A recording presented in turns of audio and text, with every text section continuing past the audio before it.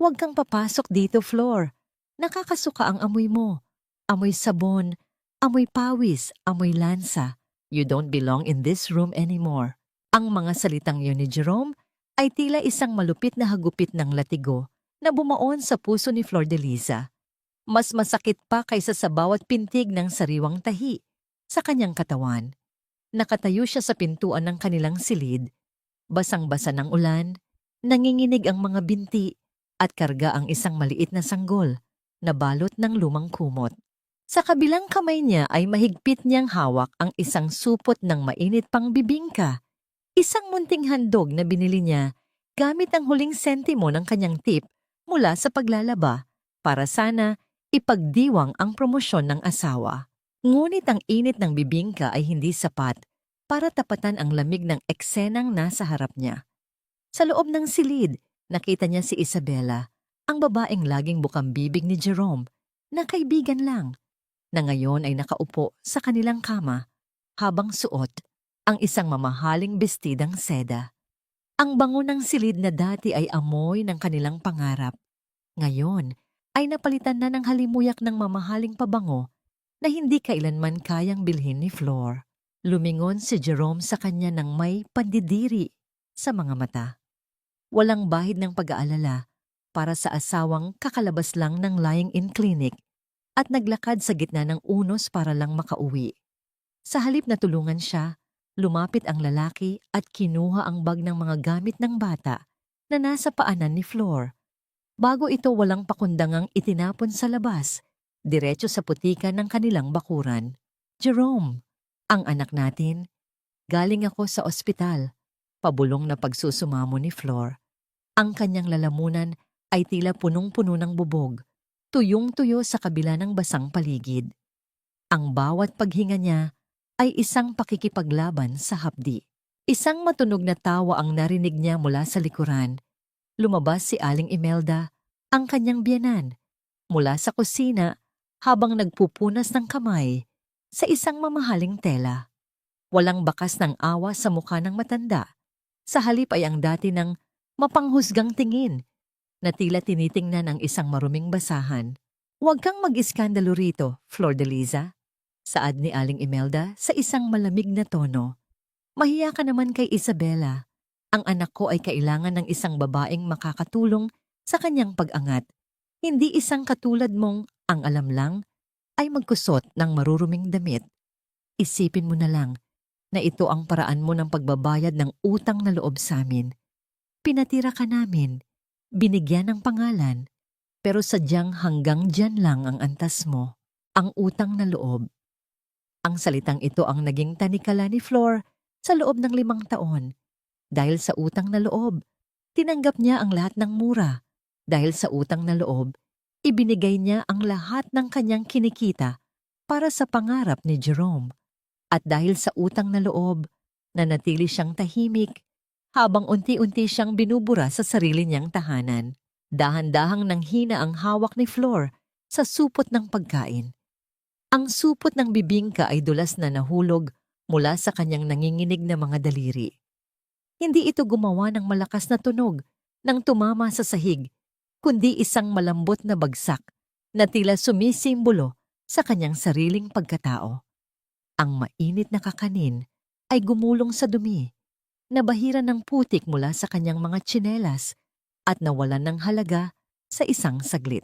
You're not fit for this house, Flor, dagdag ni Jerome habang isinasara ang pinto ng silid. I need someone who matches my status now. Hindi ka ba nahihiya? Tumingin ka sa salamin. You look like a mess. You smell like poverty. Ang pintong iyon, na dati ay binubuksan ni Flor nang may pag-asa sa tuwing uuwi ang asawa, ay mabilis na isinarado sa kanyang harapan. Ang tunog ng pagkakalak nito ay tila isang hatol ng kamatayan para sa kanyang kasal. Naiwan si Flor na nakatayo sa madilim na pasilyo ng bahay na siya rin naman ang nagbayad ng upa sa nakaraang 3 buwan. Naramdaman niya ang init ng kanyang sariling mga luha na humahalo sa malamig na tubig ulan na tumutulo mula sa kanyang buhok.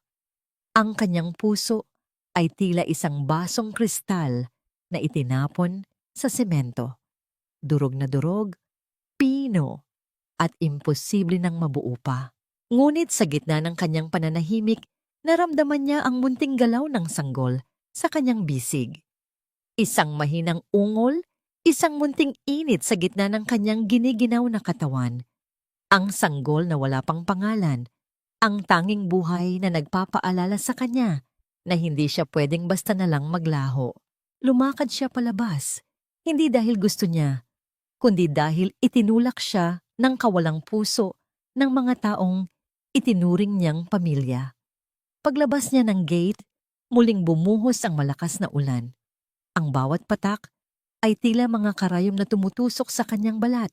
Pinapaalala sa kanya ang kanyang kahinaan. Tiningnan niya ang kanyang bag ng mga gamit na nakalubog na sa putik. Pinulot niya ito ng may mabigat na loob. Ang putik ay kumapit sa kanyang mga kamay. Tila isang mantsa na hindi na mabubura. Nakatayo si Flordelisa sa gilid ng kalsada ng isang subdivision sa Manila na dati ay pangarap lang nilang marating. Ang mga ilaw mula sa mga bintana ng ibang bahay ay tila mga matang nangungutya sa kanyang kalagayan. Wala siyang pera, wala siyang matutuluyan, at ang tanging dala niya ay ang isang sanggol na ngayon ay nagsisimula ng umiyak dahil sa lamig. Ang bawat hikbi ng kanyang anak ay tila isang sumbat sa kanyang pagiging mahina. Napasandal siya sa isang poste ng ilaw. Pilit na itinatago ang bata sa ilalim ng kanyang basang duster para lamang makaramdam ito ng kahit kaunting init mula sa kanyang balat. Sa gitna ng kadiliman at ingay ng bagyo, isang tanong ang paulit-ulit na umaalingaw-ngaw sa kanyang isipan, kasing talim ng kidlat na gumuguhit sa langit. Hanggang kailan mo hahayaang tapakan ang iyong dangal para sa isang pag-ibig na matagal na palang naging abo? Habang ang amoy ng basang lupa at ang anino ng kanyang nakaraan ay tila nilalamon siya ng buo. Isang pares ng mga ilaw ng sasakyan ang dahan-dahang lumalapit sa kanyang kinalalagyan. Mamatay na yata ako, anak. Pero bago yon, titiyakin kong ligtas ka kahit sa huling hininga ko. Ang bulong na yon ni Flor ay halos hindi na lumabas sa kanyang mga labi. Isang tuyong hangin na nagmula sa isang pusong pagod na. Ang bawat hakbang niya palayo sa subdivision na yon ay tila paghatak sa isang toneladang bakal. Ang ulan ay tumitigil na, ngunit ang ginaw ay nanunuot. Hanggang sa kanyang mga buto, pinapatigas ang kanyang basang duster sa kanyang katawan. Nakarating siya sa bukana ng isang pampublikong palengke kung saan ang amoy ng lansa at basang semento ay bumabati sa madaling araw. Ang mga tindero ay nagsisimula ng maglatag ng kanilang mga paninda. Ang ingay ng mga kariton at ang sigawan ng mga magkakargador ay tila isang magulong kanta sa pandinig ni Flor.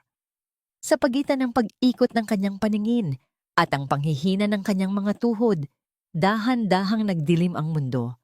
Bumigay ang kanyang katawan at ang tanging huling alaala niya ay ang mahigpit na pagyakap sa kanyang sanggol bago tuluyang lumapat ang kanyang pisngi sa malamig na sahig ng palengke.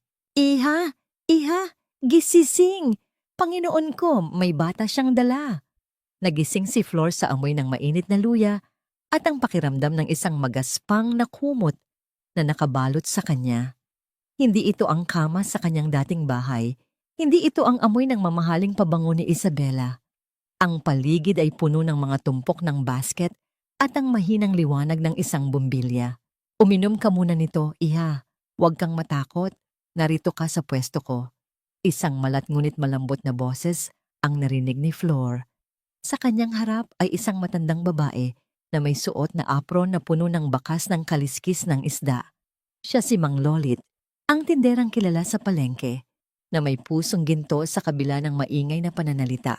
Iniabot ni Mang Lolit ang isang baso ng mainit na salabat. Sa bawat higop ni Flor, tila unti-unting nagbabalik ang daloy ng dugo sa kanyang mga ugat. Ang init ay gumapang mula sa kanyang lalamunan hanggang sa kanyang nanunuyot na puso. Anong nangyari sa iyo, iha? Bakit nasa kalsada ka sa ganitong oras, karga ang sanggol na ito? Tanong ni Mang Lolit habang maingat na tinitingnan ang bata. Napayuko si Flor. Ang mga luha na akala niya ay naubos na sa ulan ay muling pumatak sa baso. Pinatalsik po kami, Mang Lolit. Ang asawa ko, may iba na siyang kasama sa loob mismo ng aming kwarto. Ang sabi po ng biyanan ko, wala na raw akong puwang doon dahil amoy labandera lang ako. Nagmura ng mahina si Mang Lolit, hindi dahil sa galit kay Flor, kundi sa labis na pagkamuhi sa narinig. Walang hiya. May mga lalaki talagang tila asong ulol na nakakalimot kung sino ang nagpakain sa kanila nung wala pa silang makain.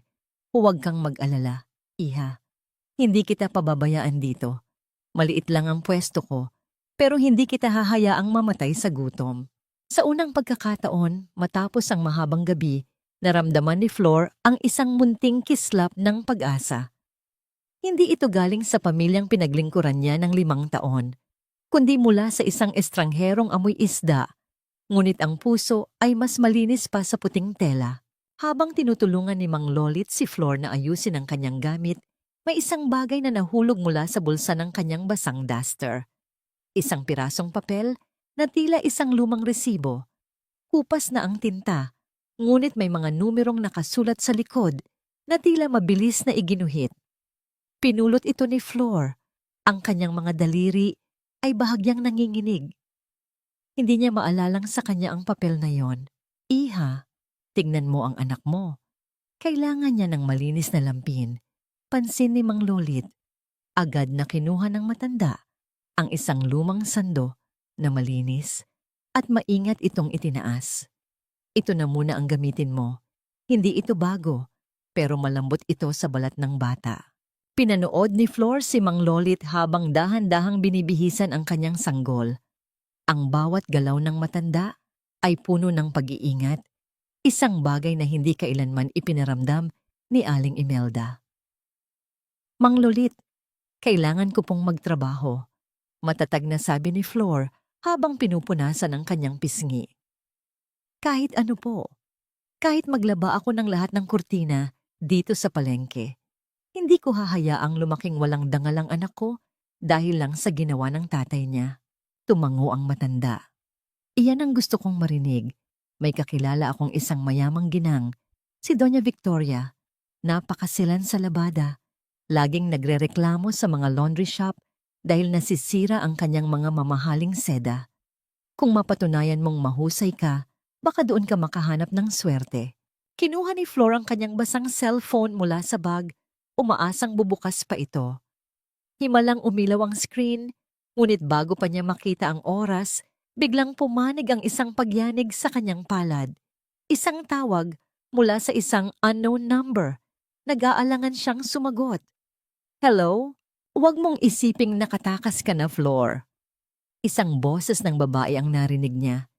Hindi si Isabella, kundi isang mas matanda at mas matalas na boses. May naiwan kang dokumento sa bahay. Kung ayaw mong mabulok sa kulungan kasama ang anak mo, bumalik ka rito at pirpirmahan mo ang waiver. Huwag mong subukang magtago. Alam namin kung nasaan ka. Naputol ang linya. Ang takot na kanina lang ay tila napalitan ng pag-asa, ay muling bumalik. Mas matindi at mas nakakasakal. Tiningnan ni Flor ang munting papel sa kanyang kamay, ang resibong nahulog kanina. May isang pangalan doon na bahagyang mababasa pa sa ilalim ng mantsa ng ulan. Property ownership. Preliminary contract. Nanginig ang buong katawan ni Flor. Ano ang ibig sabihin nito? Bakit siya binabantaan ng pamilya ni Jerome? At anong sikreto ang nakatago sa likod ng bahay na akala niya ay pag-aari ng asawa? Ang bango ng malinis na tela ay hindi lamang amoy ng sabon, Flor. Para sa mga katulad nating nagsisikap, ito ang amoy ng dangal na pilit nilang tinatabunan ng putik. Ang mga salitang iyon ni Mang Lolit ang tila naging baon ni Flor habang nakatayo siya sa harap ng isang naglalakihang gate na yari sa itim na bakal. Ang mansyon ni Doña Victoria ay tila isang kaharian ng katahimikan at karangyaan sa gitna ng isang eksklusibong subdivision sa Makati. Malayo ito sa ingay ng palengke at mas lalong malayo sa masikip na bahay na dati nilang tinitirhan ni Jerome. Dito, ang tanging maririnig ay ang mahinang huni ng mga mamahaling sprinkler na nagdidilig sa mga Bermuda grass at ang malambot na ihip ng hangin sa mga puno ng narra. Pumasok si Flor bilang isang stay-out na labandera. Bit-bit ang kanyang munting sanggol na natutulog sa loob ng isang basket na nilagyan niya ng malambot na sapin. Hinarap niya ang seryosong mukha ni Doña Victoria. Ang matandang ginang ay nakaupo sa kanyang beranda, may hawak na tasa ng tsaa, at ang kanyang mga mata ay tila nakakabasa ng bawat lihim ng taong nasa harap niya. Sinasabi ni Lolit na ikaw ang pinakamahusay na maglaba sa buong distrito nila. Panimula ni Doña Victoria, ang kanyang boses ay hindi matapang, ngunit may awtoridad na nakakapagpatindig ng balahibo. Ngunit dito sa bahay ko, hindi sapat ang husay, kailangan ko ng katapatan. Maraming mahahalagang bagay sa loob ng mga bulsa ng aking mga kasuotan. Isang pirasong nawala. Hindi lang trabaho mo ang mawawala, kundi pati ang tiwala ko. Opo, ma'am. Naiintindihan ko po. Mahinahong sagot ni Flor. Nakayuko siya. Hindi dahil sa hiya, kundi dahil sa paggalang sa babaeng nagbigay sa kanya ng pagkakataon. Inilapag sa harap niya ang isang basket na puno ng mga mamahaling seda, mga telang kasing nipis ng pangarap at kasing mahal ng isang taong sweldo ng isang ordinaryong manggagawa. Ipinakita sa kanya ang labanderya, isang malinis na bahagi ng mansyon na puno ng mga modernong kagamitan, ngunit mas pinili ni Flor na gamitin ang kanyang mga kamay sa mga delikadong tela. Ang tunog ng tubig na bumubuhos sa palanggana at ang banayad na paghagod ng kanyang mga palad sa tela ay tila naging isang ritual ng paglilinis para kay Flor. Sa bawat kuskos, tila unti-unti niyang binubura ang alaala ng hapdi ng sampal ni Jerome. Sa bawat pagpiga, tila inilalabas niya ang lahat ng luhang hindi niya maibuhos sa harap ng kanyang anak. Ang alimyo ng sariwang sabon at ang linis ng tubig ay nagbigay sa kanya ng kapayapaang matagal na niyang hinahanap. Habang maingat niyang sinusuri ang bulsa ng isang mamahaling pantalon na yari sa lino, may naramdaman siyang matigas at malamig na bagay sa kaloob-looban nito. Nang hugutin niya ito, tumambad sa kanya ang isang makapal na rolyo ng pera. Mga 1,000 piso na tila nakalimutan ng makuha ng may-ari. Sandaling natigilan si Flor. Tiningnan niya ang kanyang anak na mahimbing na natutulog sa gilid. Ang perang hawak niya ay sapat na para pambili ng mga dekalidad na gatas, bagong mga lampin at marahil ay pambayad sa isang maliit na kwartong matutuluyan nila para hindi na sila makisiksik kay Mang Lolit. Ang tukso ay tila isang malakas na bulong sa kanyang tenga sa gitna ng kanyang kahirapan. Ngunit muling bumalik sa kanyang gunita ang mukha ni Jerome nang tawagin siyang basura. Kung kukunin niya ang perang ito, hindi ba't pinatunayan lang niya na tama ang asawa niya, na siya ay isang taong walang halaga? Tumayo si Flor, pinunasan ang kanyang mga basang kamay sa kanyang apron at naglakad patungo sa veranda kung saan naroon si Doña Victoria. Ma'am, heto po. Nakita ko po sa bulsa ng pantalon niyo kanina habang naglalaba. Pabulong na sabi ni Flor habang inilalagay ang rolyo ng pera sa ibabaw ng mesa. Tiningnan ni Doña Victoria ang pera. Pagkatapos ay tumingin siya ng diretso sa mga mata ni Flor. Walang bakas ng pagkagulat sa mukha ng ginang, tila ba inaasahan na niya ang tagpong ito. Alam mo bang marami na ang dumaan sa posisyon mo na hindi na ibinalik ang ganyang kalaking halaga? Sabi ni Doña Victoria habang dahan-dahang hinahawakan ang pera. Ang sabi nila, kailangan nila para sa pamilya. Ang sabi nila, hindi ko naman daw ito mapapansin. Kailangan ko rin po ang pera, ma'am. Marami po kaming kailangan ng anak ko. Sagot ni Flor. Ang kanyang boses ay bahagyang nanginig sa katapatan. Pero hindi ko po kayang ipakain sa anak ko ang perang hindi ko pinaghirapan. Ayaw ko pong lumaki siyang ang pundasyon ng kanyang buhay ay isang nakaw na pagkakataon. Isang munting ngiti ang gumuhit sa mga labi ni Doña Victoria. Isang ngiting hindi lang basta paghanga, kundi pagkilala. Mula ngayon, Flor, ikaw na ang hahawak ng lahat ng personal na gamit ko. At huwag kang mag-alala tungkol sa matutuluyan nyo. May maliit na silid sa likod ng garden na bakante. Doon na kayo manatili ng anak mo. Mas ligtas ang bata roon kaysa sa palengke. Hindi makapaniwala si Flor sa narinig. Nang hapong iyon, habang isinasampay ni Flor ang mga puting kurtina sa likod ng garden, naramdaman niya ang init ng araw sa kanyang balat. Ang amoy ng malinis na labada ay humahalo sa amoy ng mga bulaklak sa paligid. Pakiramdam niya, sa unang pagkakataon, ay nakahinga siya ng maluwag. Ngunit ang kapayapaang iyon ay agad na nabulabog. Sa pagitan ng mga isinasampay na tela, napatingin si Flor sa kabilang bakod, sa kapitbahay na mansyon ni Doña Victoria. Isang pamilyar na kislap ng puting pintura mula sa isang sasakyan ang huminto sa tapat ng gate ng katabing bahay. Nanigas ang buong katawan ni Flor. Ang sasakyang yon, ang plakang yon. Bumaba mula sa driver's seat si Jerome, suot ang isang bagong polo shirt at mayabang na iniaabot ang susi sa valet. Mula sa kabilang pinto, lumabas si Isabela na nakasuot ng malaking shades at may dalang mga shopping bags mula sa mga mamahaling butik. Masaya silang nagtatawanan habang papasok sa bahay ng isa sa mga pinakamayamang pamilya sa subdivision na yon. Ang hapdi ng katotohanan ay muling gumuhit sa dibdib ni Flor habang siya ay nagkukumahog maglaba para sa kinabukasan ng kanyang anak. Ang lalaking sumira sa kanyang buhay ay tila namumuhay sa paraisong ninakaw mula sa kanyang pawis. Ngunit ang mas ikinagulat ni Flor ay nang mapansin niya ang isang pamilyar na mukha sa bintana ng silid ni Doña Victoria na nakatingin din sa labas, diretso kay Jerome. May hawak na folder ang ginang at ang kanyang mukha ay tila puno ng puot habang binabasa ang apelidong nakasulat sa eyelid ni Flor na naiwan sa ibabaw ng mesa. Nararapat lang sa kanya ang mawalan, Isabela. Huwag mong isiping malupit ako. Isipin mo na lang na ito ang kabayaran sa 5 taon ng pagiging pabigat niya sa buhay ko. Ang boses ni Jerome ay puno ng pagmamalaki habang itinataas niya ang isang baso ng mamahaling alak. Sa loob ng bahay na dati ay pinupuno ng halimuyak ng nilulutong ulam ni Flor, ngayon ay masangsang na amoy ng alak at usok ng sigarilyo ang namamayani. Nakasandal si Isabela sa balikat ni Jerome, suot ang isa sa mga duster ni Flor na ginawa nilang basahan habang tinitingnan ang mga resibo ng bangko na nakakalat sa mesa. Pero Jerome, paano kung maghabol siya?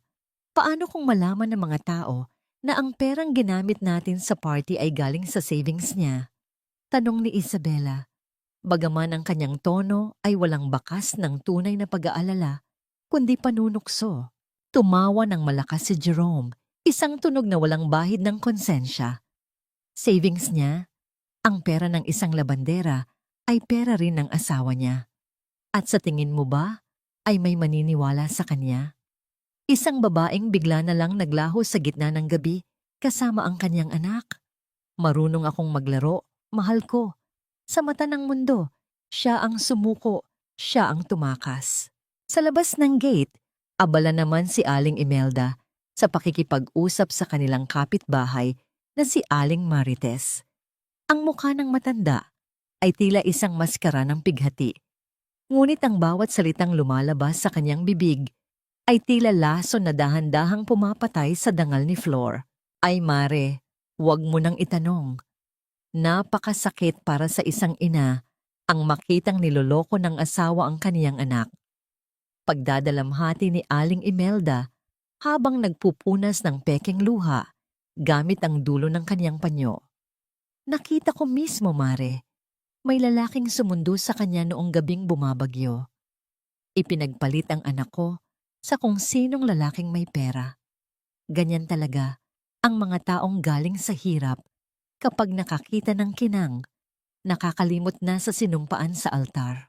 Ang bawat kapitbahay na nakikinig ay tumatango.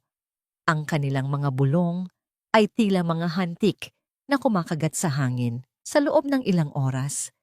Ang imahe ni Flor bilang isang matiyagang asawa ay tuluyan ng nadumihan ng mga kasinungalingang binuo ng mag-inang Jerome at Imelda. Ito ang kanilang kapangyarihan, ang baluktutin ng katotohanan hanggang sa ang biktima ang magmukhang salarin. Pumasok si Aling Imelda sa loob ng bahay at dumiretso sa silid na dati ay tinutulugan ni Flor. Nakita niya si Jerome na hinahalughog ang mga cabinet. Ano pang hinahanap mo riyan, anak? Itapon mo na ang lahat ng basurang iniwan ng babaeng iyan. Ipamigay mo sa mga nangangailangan o sunugin mo na sa likod. May hinahanap akong sulat mula sa bangko, Nay. Alam kong may dumating ditong abiso tungkol sa bahay na ito. Sagot ni Jerome habang padabog na binubuksan ang mga drawer. Sa gitna ng kaniyang pagkakalkal, isang maliit na bagay ang gumulong mula sa ilalim ng mga nakatumpok na damit. Isang munting sapatos ng sanggol, kulay asul, yari sa malambot na tela, at may borda ng maliit na bituin. Ito ang sapatos na binili ni Flor. Noong 7 buwan pa lang ang kaniyang dinadala. Ang tanging bagay na pinag-ipunan niya ng husto mula sa kaniyang unang kita sa paglalaba. Saglit na natigilan si Aling Imelda. Dinampot niya ang munting sapatos. Sa isang sandali, tila may isang malamig na kamay na humaplos sa kaniyang puso. Naalala niya ang mukha ng kaniyang apo, ang munting nilalang na karga ni Flor sa gitna ng bagyo. Ang konsensya na matagal na niyang ibinaon sa ilalim ng kaniyang kasakiman ay tila muling kumirot. Ngunit mabilis niyang iwinaksi ang pakiramdam na yon. Hindi pwedeng manaig ang awa. Kung hahayaan niyang pumasok ang pagsisisi, mawawala ang lahat ng ginhawang tinatamasa nila ngayon. Mabilis niyang itinago ang sapatos sa ilalim ng sofa, ibinaon sa alikabok. Tila ba kasabay nito ay ibinabaon din niya ang katotohanan. Heto ang hinahanap mo, wika ni Isabela habang itinataas ang isang kulay dilaw na sobre na nakasingit sa ilalim ng kutsyon. Bank confirmation of ownership.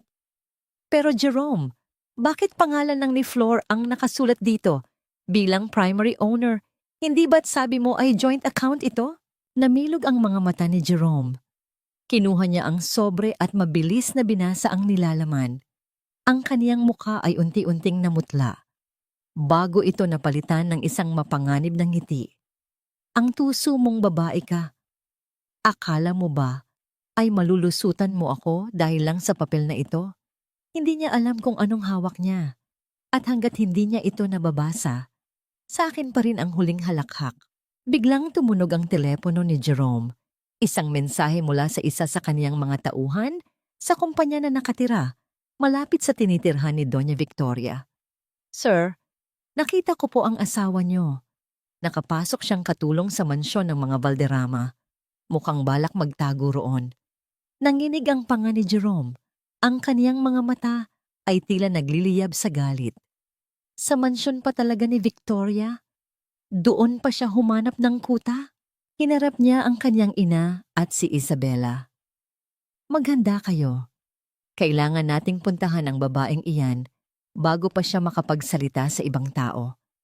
Hindi pwedeng manatili sa kanya ang bata. At lalong hindi pwedeng manatili sa kanya ang karapatan sa bahay na ito.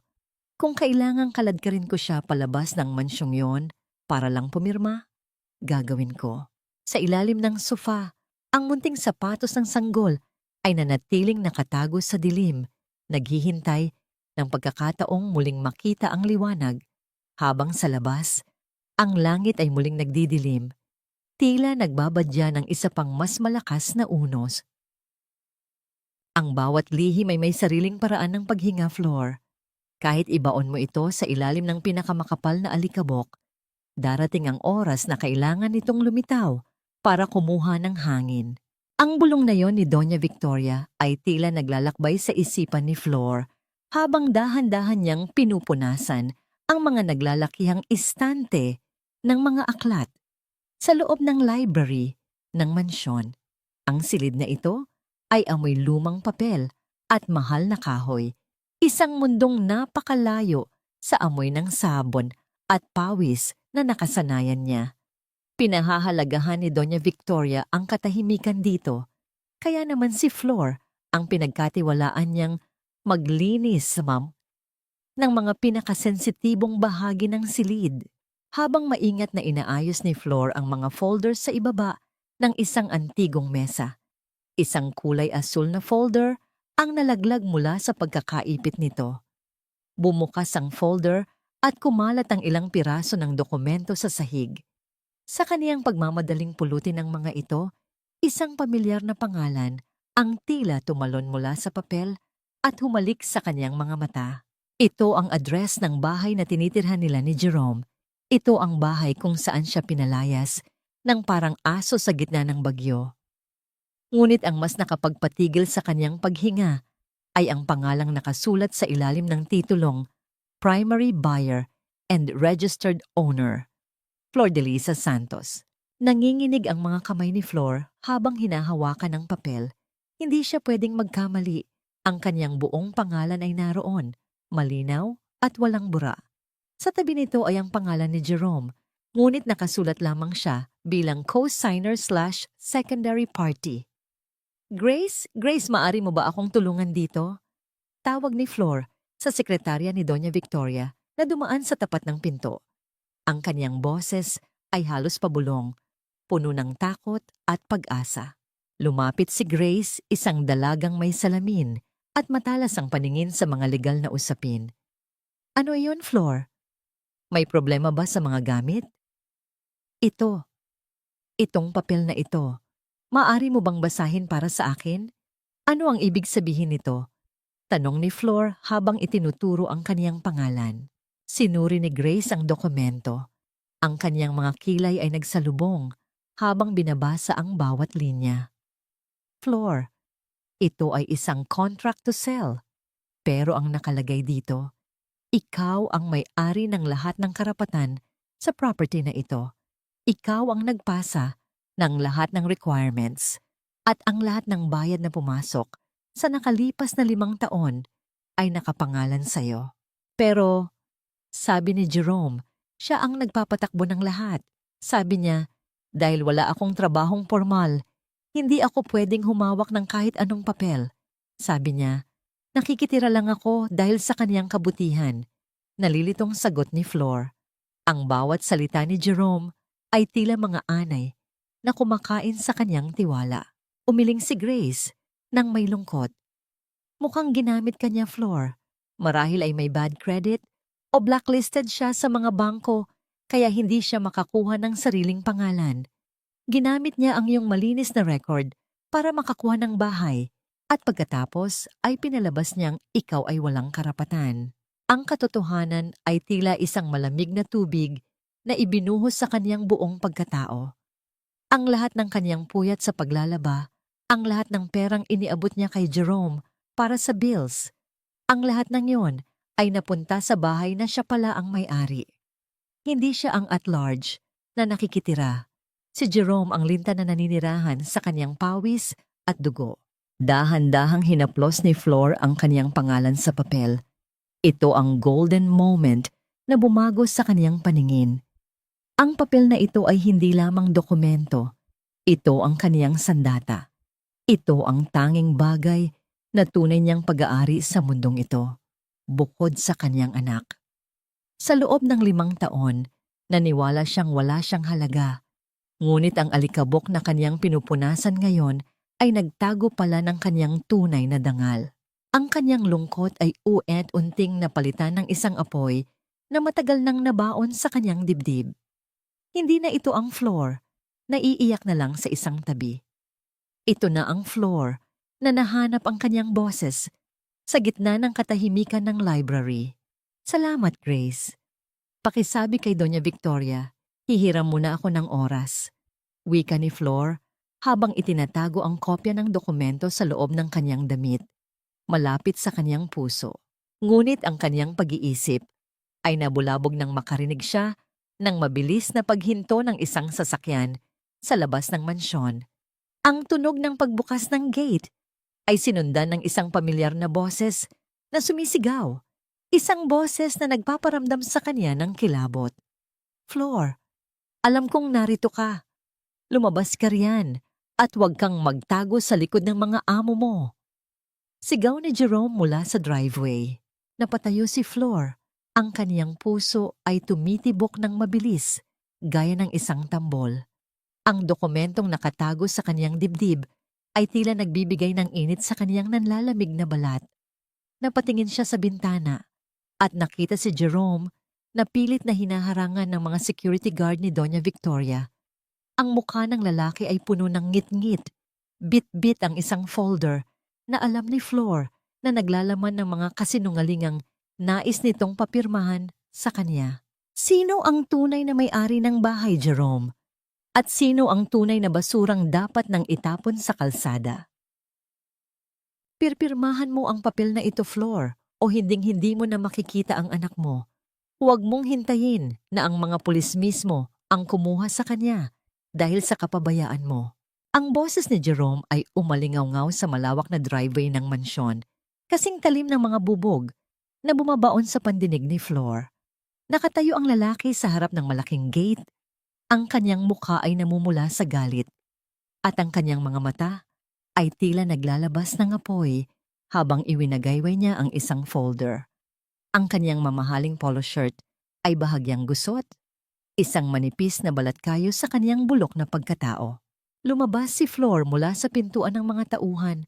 Ang kanyang mga binti ay nanginginig, ngunit ang kanyang kamay ay mahigpit na nakakapit sa dokumentong nahanap niya sa library. Sa bawat hakbang niya palapit sa gate, tila bumabalik ang lahat ng alaala ng kaniyang pagdurusa. Ang bawat gabi na hindi siya kumakain para lang may maipakain kay Jerome. Ang bawat sampal ng salita na tinanggap niya ng tahimik. Anong karapatan mong pumunta rito, Jerome? Mahinahong tanong ni Floor. Bagaman ang kanyang puso ay tila isang tambol na mabilis ang pagpalo. Pinalayas mo kami. Itinapon mo ang gamit ng anak mo sa putikan. Ngayon, may mukha ka pang humarap sa akin? Tumawa si Jerome, isang mapait at mapang-uyam na tawa. Karapatan. Ako ang asawa mo, at ang batang iyan ay daladala mo sa kung saan-saang maruming lugar. Sa tingin mo ba ay hahayaan ng batas na ang isang labanderang walang bahay at walang pera ang magpalaki sa kanya? Pirpirmahan mo ang waiver na ito. Isuko mo ang lahat ng karapatan mo sa bahay at sa bata. At baka bigyan pa kita ng sapat na pera para makapagsimula ka sa probinsya. Ang bata? Bulong ni Floor. Ang kaniyang lalamunan ay tila sinasakal ng takot. Ang banta ni Jerome na kunin ng kaniyang anak ay ang pinakamalupit na sandata na maaari nitong gamitin laban sa kanya. Hinding-hindi mo makukuha ang anak ko, Jerome, kahit anong mangyari. Talaga? Tignan natin kung gaano kakatapang kapag wala ka ng matuluyan. Banta ni Jerome habang pilit na inaabot ang kamay ni Floor sa pagitan ng mga rehas ng gate. Pumirma ka na. Huwag mong gawing mahirap ang lahat. Isang malakas na tunog ng pagbukas ng pinto ng main house ang narinig sa buong paligid. Ang tunog ng mga takong ni Doña Victoria sa semento ay tila isang marcha ng hustisya. Lumabas ang ginang na nakasuot ng isang simpleng asul na bestida, ngunit ang kanyang presensya ay tila isang pader na hindi matitibag. Bitawan mo ang aking tauhan, Ginoong Santos. Ang malamig na tinig ni Doña Victoria ay pumutol sa ingay ni Jerome. Napatigil si Jerome. Ang kanyang kayabangan ay bahagyang kumupas nang makita ang may-ari ng mansyon.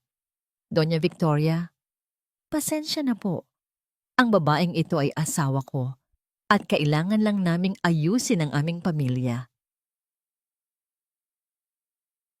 Pamilya?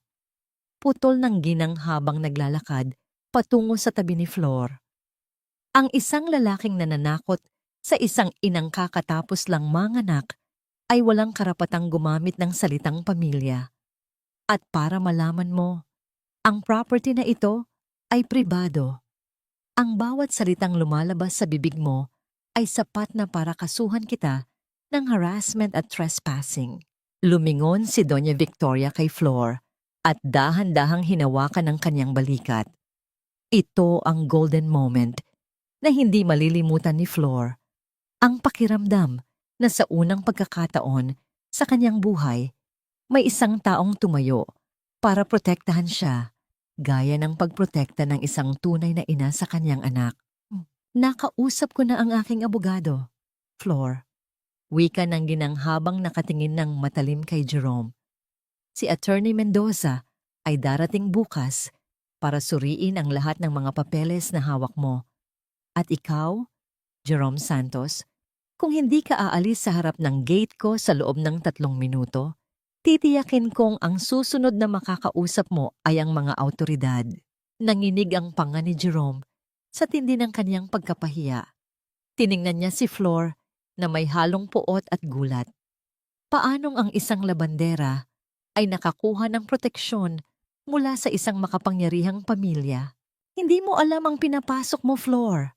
Sigaw ni Jerome habang pabalibag na sinisipa ang gulong ng kaniyang sasakyan bago sumakay. Ang bahay na yon ay akin. Pinaghirapan ko ang bawat sentimon roon. Sa papel lang ang pangalan mo, pero hinding-hindi mo mapapatunayang ikaw ang nagbayad. Maghanda ka, dahil hinding-hindi kita titigilan hanggat hindi mo na isusuko ang lahat. Umarangkada ang sasakyan ni Jerome, nag-iiwan ng usok at alikabok sa hangin. Nanatiling nakatayo si Flor. Ang kaniyang dibdib ay mabilis pa ring tumataas at bumababa. Ang banta ni Jerome tungkol sa kaniyang anak ay tila isang tinik na naiwan sa kaniyang puso. Ngunit ang init ng kamay ni Doña Victoria sa kaniyang balikat ay nagbigay sa kanya ng lakas na hindi niya inakalang mayroon siya. "Sino po si Attorney Mendoza, ma'am?" tanong ni Flor sa isang pabulong na boses. "Siya ang taong magtuturo sa iyo kung paano lumaban, Flor," sagot ni Doña Victoria habang nakatingin sa direksyon ng kalsadang dinaanan ni Jerome. "Ngunit tandaan mo, ang hustisya ay hindi lamang nakukuha sa korte. Nakukuha rin ito sa lakas ng iyong loob na huwag nang bumalik sa dati mong pagkatao." Habang pabalik sila sa loob ng bahay, isang misteryosong pakiramdam ang bumalot kay Flor. Sino ang abogadong ito? At bakit tila may mas malalim na dahilan si Doña Victoria sa pagtulong sa kanya? "Huwag mong dungisan ang masayang araw namin ng iyong panlilimos, Flor. Kung wala kang perang pambayad sa ospital, kasalanan mo yon dahil pinili mong maging matigas ang ulo." Ang bawat salitang yon ni Jerome ay mas matalim pa kaysa sa tunay na sampal na iginawad niya sa pisngi ni Flor sa harap ng isang mamahaling tindahan ng alahas. Ang hapdi sa kaniyang balat ay hindi maihahambing sa kirot na nagmumula sa kaniyang dibdib habang naririnig niya ang mabilis at mabigat na paghinga ng kaniyang anak na karga niya. Ang bata ay nag-aapoy sa lagnat. Ang munting katawan nito ay tila isang bagang unti-unting nauupos. At sa kaniyang kawalan ng pera, ang kaniyang dangal ang tanging bagay na naiwan para isakripisyo. Kaninang madaling araw, nagising si Flor sa mahinang iyak ng sanggol. Nang hawakan niya ito, tila napaso ang kaniyang mga daliri. Wala siyang sapat na cash dahil hindi pa dumarating ang kaniyang unang sweldo mula kay Doña Victoria at ang kaniyang huling sentimo ay naubos na sa pagbili ng gamot na hindi naman tumitira sa lagnat ng bata. Sa kaniyang desperasyon, tinunton niya si Jerome sa address na narinig niyang binanggit ni Isabela, isang sikat na jewelry shop sa mall, kung saan balak bilhan ng lalaki ang kaniyang kalaguyo ng isang singsing na may brilyante bilang tanda ng kanilang bagong simula. Nakatayo si Flor sa gitna ng tindahan. Ang kanyang suot ay isang lumang t-shirt at maong na may bakas pa ng sabon mula sa paglalaba, habang napapalibutan siya ng mga nagniningning na salamin at ang malamig na hangin mula sa aircon. Sa kabilang dako, nakita niya si Jerome na nakangiti habang isinusukat ang isang singsing sa daliri ni Isabela. Ang singsing na yon ay nagkakahalaga ng sapat na pera para tustusan ang gamot at pagkain ng kanyang anak sa loob ng isang buong taon. "Jerome, nakikiusap ako. Ang anak mo, nag-aapoy ang lagnat." Pagsusumamo ni Flor, Ang kaniyang boses ay basag at puno ng pait. Kailangan namin ng pambayad sa emergency room. Hindi na siya halos makadilat. Lumingon si Jerome, ang kaniyang muka ay mabilis na nabalot ng pagkapahiya nang mapansin ang mga mata ng mga sales lady na nakatingin sa kanila. Imbes na awa, galit ang namayani sa kanya. Lumapit siya kay Flor at sa isang iglap, ang kanyang palad ay lumapat sa pisngi ng asawa. Umalis ka rito. Huwag mong ipahiya ang sarili mo at ang pangalan ko sa harap ng maraming tao. Sigaw ni Jerome. Dinukot niya ang kaniyang pitaka at kumuha ng ilang barya mula sa lagayan ng barya, hindi buong papel, kundi mga barya. Ibinato niya ang mga ito sa paanan ni Flor. Ang bawat barya ay tumama sa semento. Lumikha ng tunog na tila mga tinik na tumutusok sa pandinig ni Flor, bago ang mga ito ay gumulong sa ilalim ng mga display case. Eto, iyan lang ang halaga ng abala mo sa akin ngayon. Umalis ka na, bago ko patawagin ang security para kaladkarin ka palabas. Nanigas si Flor. Ang kanyang mga mata ay nanlabo sa luha, ngunit ang kanyang mga kamay ay nanatiling mahigpit sa pagkakayakap sa sanggol. Ito ang golden moment ng kanyang pagpapakumbaba. Dahan-dahan siyang lumuhod sa harap ng maraming tao, hindi dahil sa siya ay sumusuko, kundi dahil kailangan niyang mabuhay ang kanyang anak. Pinulot niya ang bawat barya sa sahig. Ang kanyang mga daliri ay humahaplos sa malamig na metal, habang nararamdaman niya ang mapang-uyam na tawa ni Isabela sa kanyang likuran. Kawawang Flor, uyam ni Isabela. Amoy sabon na, amoy pulubi pa. Hindi kumibo si Flor. Sa kanyang isip, ang bawat baryang pinupulot niya ay hindi basura. Ito ay buhay para sa kanyang anak. Pagkatapos mapulot ang huling barya, tumayo siya ng tuwid. Tinitigan si Jerome nang may lalim na hindi nito kailanman mauunawaan at mabilis na lumabas ng tindahan. Tumakbo siya patungo sa pinakamalapit na ospital. Pagdating sa counter ng emergency room, nanginginig niyang inilapag ang mga barya at ang kaniyang tanging ₱100 natitira. Pakitulong po. Ang anak ko. Pakiusap. Iligtas niyo siya. Tiningnan siya ng nurse ng may pag-aalinlangan. Mrs., kailangan po namin ng initial deposit para sa admission at laboratory tests. Kulang po ang perang ito. Napasandal si Flor sa pader. Ang kaniyang tuhod ay tila gawa sa papel na unti-unting natutupi. Ang kaniyang puso ay sumisigaw sa langit. Humihingi ng isang himala sa gitna ng kawalang pag-asa. Wala na po akong ibang pera. Pakiusap, mamamatay ang anak ko. Sa gitna ng kaniyang pag-iyak, isang kamay ang dahan-dahang pumatong sa kaniyang balikat. Isang lalaking nakasuot ng maayos na barong. Ang mukha ay hindi pamilyar kay Flor, ngunit ang mga mata ay puno ng kabutihan. Huwag ka nang mag-alala, Mrs. Bayad na ang lahat. Wika ng lalaki habang iniabot ang isang resibo sa nurse. Lahat ng tests, gamot, at pati ang magiging room accommodation ng bata. Settled na. Napatitig si Flor sa lalaki, hindi makapaniwala. Sino po kayo? Bakit niyo po ito ginagawa? Ngumiti lang ang lalaki ng tipid. Sabihin na lang nating may isang taong nagmamalasakit sa'yo mula sa malayo. Mag-focus ka muna sa paggaling ng anak mo. Nang mailipat na ang sanggol sa loob ng isang malinis at maayos na kwarto, naupo si Flor sa tabi ng kama nito. Ang amoy ng ospital ay hindi na kasing talim ng kanina.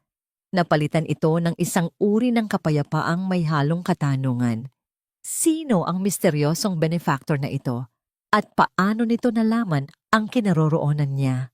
Habang tinitingnan niya ang kaniyang anak na mahimbing nang natutulog dahil sa gamot, napansin ni Flor ang isang maliit na card na naiwan ng lalaki sa ibabaw ng mesa. Walang nakasulat na pangalan, kundi isang maikling mensahe lamang. Ang bawat patak ng luha mo ay binibilang ng tadhana. Huwag kang susuko dahil malapit na ang pagtutuos. Sa kabilang dako ng lungsod, isang sikat na kumuha ng litrato, ang lihim na nagpapadala ng mga larawan ng eksena sa jewelry shop. Ang eksena, kung saan sinampal ni Jerome si Flor at ibinato ang mga barya sa isang taong naghihintay sa loob ng isang madilim na opisina. Ang sugat sa pisanggi ay mabilis na naghihilom, Flor. Ngunit ang sugat sa dangal, kailangan mong gamutin sa pamamagitan ng pagtayo, ng tuwid at pagbawi sa lahat ng ninakaw sa'yo. Ang boses ni Doña Victoria ay tila isang mainit na kumot na bumabalot sa nanginginig pang kalooban ni Flor. Nakaupo sila sa malawak na terasa ng mansyon habang ang sanggol ay payapang natutulog sa loob ng kaniyang kuna sa tabi nila. Ang sariwang hangin na nagmumula sa mga halaman ay humahalo sa amoy ng tsa. Ngunit ang isip ni Flor ay malayo ang nilalakbay. Hawak niya ang isang makapal na libro tungkol sa mga karapatan ng mga kababaihan at ang mga dokumento ng kanyang pag-aari na kinuha niya sa library. Mula nang makalabas ang kanyang anak sa ospital, may nagbago sa loob ni Flor. Ang dating takot at pag-aalinlangan sa kanyang mga mata ay napalitan ng isang malamig at matalim na determinasyon. Hindi na siya ang babaeng luluhod sa harap ng isang tindahan ng alahas para lang pulutin ang mga barya. Ngayon, ang bawat sentimong kaniyang pinaghirapan ay magiging balalaban sa mga taong sumira sa kaniyang buhay. "Ma'am, handa na po ako," matatag na sabi ni Flor habang isinasara ang libro. "Nalaman ko po sa tulong ng inyong sekretarya na halos lahat ng perang ipinambayad ni Jerome sa monthly amortization ng bahay ay galing sa aking kinikita sa paglalaba. May mga logbook ako, ma'am. Simula noong unang taon namin, itinatala ko ang bawat pisong kinikita ko mula sa mga suki ko sa labada. Akala ko noon ay para sa pangarap naming pamilya, pero para pala iyon sa kanyang kasakiman." Tumango si Doña Victoria. "Iyan ang kailangan natin, Flor.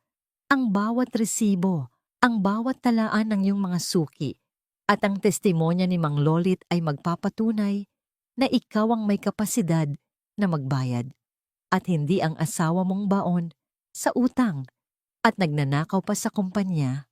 Naglabas si Flor ng isang lumang bag na yari sa tela. Sa loob nito ay ang mga kupas na notebook kung saan nakasulat ang bawat pangalan ng kaniyang mga nilabhan, ang bilang ng mga damit, at ang halagang kaniyang tinanggap. Ito ang kaniyang laundry records, isang ebidensya ng kaniyang sipag at tiyaga na ngayon ay magsisilbing patunay ng kaniyang pag-aari. Tumayo si Flor at naglakad patungo sa isang malaking salamin sa dulo ng pasilyo. Tinitigan niya ang kaniyang sarili. Nakita niya ang mahaba niyang buhok na dati ay hinahayaan niyang nakalugay, madalas ay magulo dahil sa pagod. Nakita niya ang isang babaeng tila laging nakayuko, laging handang humingi ng tawad kahit wala siyang kasalanan. Kinuha niya ang isang matalas na gunting mula sa kaniyang sewing kit. Walang pag-aalinlangan, hinawakan niya ang kaniyang buhok at narinig ang malutong na tunog ng pagputol ng bakal sa bawat hibla ng kaniyang korona. Ang mahahabang hibla ay dahan-dahang nahulog sa sahig, tila mga bahagi ng kaniyang lumang pagkatao na kailangan ng iwanan sa nakaraan. Ito ang golden moment ng kaniyang pagbabagong anyo. Ang pagputol sa kaniyang buhok ay hindi lamang pagbabago ng hitsura. Ito ay ang pagputol sa tanikala ng pagiging martir. Nang matapos siya, ang kaniyang buhok ay hanggang balikat na lamang, maayos, at nagbibigay ng mas matapang na anyo sa kaniyang mukha. Tumingin siya ng diretso sa salamin at sa unang pagkakataon, hindi siya natakot sa nakita niya. "Bagay sa'yo, Flor," wika ni Doña Victoria na kanina pa pala nakamasid sa likuran. "Ngayon, mukha ka na ngang isang babaeng handang makidigma." "Para sa anak ko po ito, ma'am, at para sa sarili ko," sagot ni Flor habang maayos na inililigpit ang kaniyang mga kagamitan. Habang naghahanda si Flor para sa kaniyang unang pakikipagkita kay Attorney Mendoza, isang katanungan ang pumasok sa kaniyang isip. "Ma'am, maaari ko po bang itanong, bakit po ninyo ako tinutulungan ng ganito? Hindi nyo naman po ako kamag-anak at isang labandera lang po ako." Ngumiti ng mahiwaga si Doña Victoria, ngunit ang kaniyang mga mata ay tila kumislap sa ilalim ng liwanag ng lampara. Dahil ang asawa mo, Flor, ay hindi lamang ikaw ang ninanakawan. Ang kumpanya kung saan siya nagtatrabaho, ang malaking korporasyong kinukupitan niya ng pondo, isa ako sa mga may-ari niyon. Matagal na naming siyang minamatyagan, ngunit kailangan namin ng isang saksi mula sa loob ng kanyang buhay. At ikaw ang saksing iyon. Nanigas si Flor. Hindi niya inakalang ang kanyang simpleng buhay ay nakaugnay sa isang malaking imbestigasyon. Ang kaniyang paghihiganti ay hindi na lamang tungkol sa isang bahay o sa sampal na tinanggap niya. Ito ay naging bahagi na ng isang mas malaking agos ng katarungan. Maganda ka, Flor, dagdag ni Victoria. Dahil sa susunod na makita ka ni Jerome, hindi lang isang labandera ang haharap sa kanya. Isang agila na may matalas na kuko ang sasalubong sa kaniyang mga kasinungalingan. Bumalik si Flor sa kaniyang silid at tiningnan ang kaniyang anak. Isang sulat ang nakapatong sa kaniyang lamesa. Isang sulat na galing sa sekretarya ng subdivision. Binuksan niya ito at binasa ang maikling mensahe. Ang huling babala para sa monthly payment ay ibinigay na kay Mr. Jerome Santos. Kung hindi ito mababayaran sa loob ng 3 araw, ang karapatan sa property ay automatikong babalik sa primary owner. Isang mapait na ngiti ang sumilay sa mga labi ni Flor. 3 araw na lang. 3 araw bago bumagsak ang toreng papel na binuo ni Jerome. Ngunit isang bagay ang bumagabag sa kaniya. Isang anino ang nakita niyang nakatayo sa labas ng gate ng mansyon kaninang takip silim. Isang aninong pamilyarang tindig at tila nagmamanman sa bawat galaw niya pabagkad. Bitawan mo yan, Isabela. Magnanakaw ka rin ba katulad ng mga babaeng nakapulot lang ng swerte sa kalsada? Ang boses ni Aling Imelda ay pumutok sa loob ng sala, kasing talim ng basag na kristal. Nakatayo siya sa gitna ng bahay na dati ay kumikinang sa linis, ngunit ngayon ay unti-unti nang nilalamon ng alikabok at kapabayaan. Sa harap niya, si Isabela ay tila isang nahuling daga. Hawak ang isang gintong relos na pag-aari ng matanda. Ninanakawan mo ba ako sa sarili kong pamamahay? Dagdag ni Imelda, ang kaniyang mga daliri ay nanginginig sa galit habang itinuturo ang kaniyang kalaguyo ng anak. 1 linggo ka pa lang dito, pero unti-unti nang nauubos ang mga alahas ko. Akala ko ba ay galing ka sa mayamang pamilya? Bakit pati ang mga gamit ko ay pinapakialaman mo? Padabog na ibinalik ni Isabela ang relo sa ibabaw ng mesa. Ang kaniyang mukha na dati ay puno ng tamis sa harap ni Jerome ay napalitan ng isang mapang-uyam na ngiti. Huwag kang masyadong mataas, Aling Imelda. Ang perang ginagastos niyo ni Jerome para sa pagkaing kinakain niyo araw-araw ay hindi naman sa inyo. 'Di ba? Kung tutuusin, pare-pareho lang tayong nakikinabang sa perang ninanakaw ng anak niyo mula sa kumpanya niya. Kaya wag mo akong pangaralan tungkol sa katapatan. Napaatras si Aling Imelda. Ang kanyang dibdib ay naninikip. Sa bawat sulok ng bahay, tila nakikita niya ang anino ni Flor. Ang manugang na kailanman ay hindi nagtaas ng boses sa kaniya. Ang babaeng kahit pagod na pagod mula sa paglalaba ay titiyakin munang malinis ang bawat pinggan at mabango ang bawat kumot. Ngayon, ang lababo ay puno ng maruruming plato. Ang sahig ay malagkit. At ang amoy ng panis na pagkain ay humahalo sa usok ng sigarilyo ni Isabela. Ito ang kanyang karma, ang mapalibutan ng mga taong kasing dumi ng kanyang sariling budhi. Nang makaalis si Isabela para makipagkita sa kanyang mga kaibigan, dahan-dahang naupo si Aling Imelda sa harap ng kanyang altar. Maraming rebulto ng mga santo ang nakatayo roon, tila mga piping saksi sa kaniyang mga kasalanan. Kinuha niya ang kaniyang rosaryo, ngunit sa halip na kapayapaan, ang bawat butil nito ay tila nagpapaalala sa kaniya ng mga luha ni Flor noong gabing bumabagyo. Dinukot niya mula sa ilalim ng kaniyang unan ang isang maliit na pouch. Sa loob nito ay ang mga alahas na itinago niya, mga alahas na binili ni Jerome gamit ang pondo ng kumpanya at ang huling savings ni Flor. Ito ang golden moment ng kaniyang pagdurusa. Nakaluhod siya sa harap ng Diyos habang ang kaniyang mga kamay ay puno ng nakaw na yaman. Pinilit niyang magdasal, ngunit ang kaniyang mga labi ay tila pinipigilan ng isang mabigat na puwersa. Ang bawat pagbigkas niya ng Aba Ginoong Maria ay sinasagot ng alaala ng yak ng kaniyang apo na karga ni Flor sa gitna ng ulan. "Patawarin mo ako," pabulong niyang sabi. Ngunit hindi niya alam kung sino ang kaniyang kinakausap. Ang Diyos ba o ang babaeng kaniyang sinira ang buhay? Samantala, sa malayo, sa tapat ng palengke, si Mang Lulit ay hindi lamang basta nagbebenta ng isda. Hawak niya ang isang lumang record book na ipinagkatiwala sa kanya ng isa sa mga dating tauhan ni Jerome. May mga pirma roon, mga peking pirma na ginawa ni Jerome para ipalabas na ang mga kagamitan sa bahay ay binili sa legal na paraan. Ngunit ang mga serial number ay tugma sa mga nawawalang kagamitan sa kumpanya ng mga Valderrama. "Malapit na, Flor," pabulong ni Mang Lulit habang tinitingnan ang papasikat na buwan. Ang mga taong nagtayo ng bahay sa ibabaw ng luha ng iba ay hinding-hindi makakahanap ng tunay na pahinga. Sa kabilang dako ng lungsod, sa loob ng isang gusaling gawa sa salamin, si Jerome ay masayang nakikipag-usap sa kanyang mga kliyente. Akala niya ay perpekto ang kanyang plano. Akala niya ay tuluyan ng nabaon, salimot ang kanyang mga pandaraya.